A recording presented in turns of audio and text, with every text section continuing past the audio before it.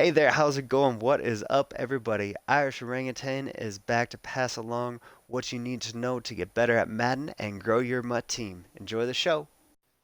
Today, we are back to talk about training. Just wanted to talk about how to use it, when to use it, kind of when not to use it with power ups, some changes that came along, and kind of some other things that do come along with training. But the first thing I did want to talk about is how to power up. This will be really brief because I'm sure that most of you do know how to do this, but the thing that you'll need to do is get one of these purple cards, the power ups off of the block. The legends will also have these, so just keep that in mind, and you can play solos for those players. So once you purchase this player, it'll be a lot like the Juju Smith that you powered up. You'll get him to this point, and then you'll be able to hit the upgrade button, and that'll bring you to this, and then you will have things that you will be able to select and use your training that you can see up at the top of the screen to upgrade that specific player. They will give you a brief overview of the stats that that player will have down below, and you can use the right stick to scroll down to see where that player will be upgraded once you use that training. And you can actually go and look all the way to the right with the upgrade selections and see what that player can get up to at this time. Ryan Kerrigan is one of those theme builders, so you are able to go and use him and get him up to 87 overall at this point in time by using either the item or training at this time. In these power up paths, you may also need to use one of their cards. You can either use their elite card. At this point, all elite players do have power ups, so that would be the only players that you can use. It is 62 to 81 overall for a power up pass, and that is kind of something that you could potentially use later on in the year. I would definitely wait to see who are the more expensive players in the 80 to 81 range. Definitely probably would not use one of those players that come out of the packs from the store, because those players are a little bit easier to obtain. So, talking about when you probably would want to power up a player, say this Ken Houston. I know he's going to be fitting on my Redskins theme team all year.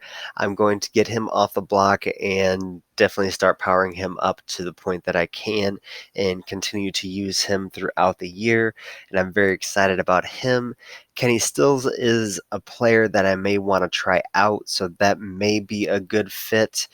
But I know he's probably not a player that's going to get a lot of future upgrades. So if he's not my favorite player, trying him out would probably be the only reason that I would get him. And since most defensive tackles play the same, I probably would not try out Kenny Clark. So unless I would need him for my team, he'd be my favorite player. Probably would not be a good fit for a power up path.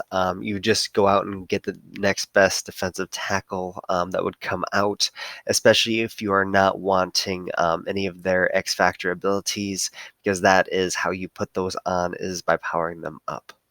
Again, talking about why not a card that you would not want to use long term, because when you do downgrade these cards, you do lose training. Thankfully, this year you do not lose coins, at least at this point in time, so that is a huge plus.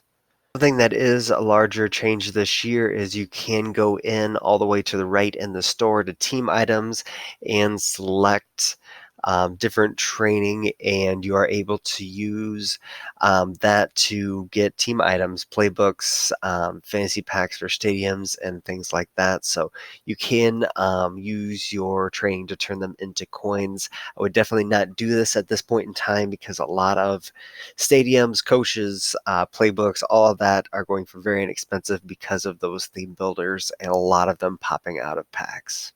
Those packs specifically, not like packs from the store. Last big change at this point is you cannot use power up players to put them into sets. Say you get a really inexpensive power up and then use him with inexpensive training to get into 85, 86 overall. 85 would be more ideal, and you could potentially get an 87 overall player, and that'd be a way that you can use your training to make coins and potentially trade them over from account.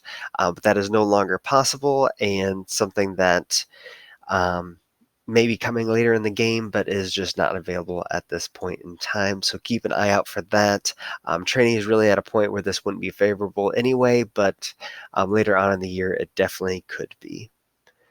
So that is what we have for training, a little bit of an update and how to use it. It is definitely a wonderful tool. The best way to obtain it is by quick selling players, and you can do that by purchasing them off of the block. Just be mindful of the ratio coins to training when you are purchasing them. That is what we have for today. I wish you all the best and take care. Thank you for checking into the Irish Orangutan channel. Keep coming back for more Madden knowledge. There will be consistent videos up every week, so make sure to subscribe and hit the bell button to see them all. Come by Twitch to engage and hit me up on Twitter at Irish Orangutan. Take care and much love, everybody.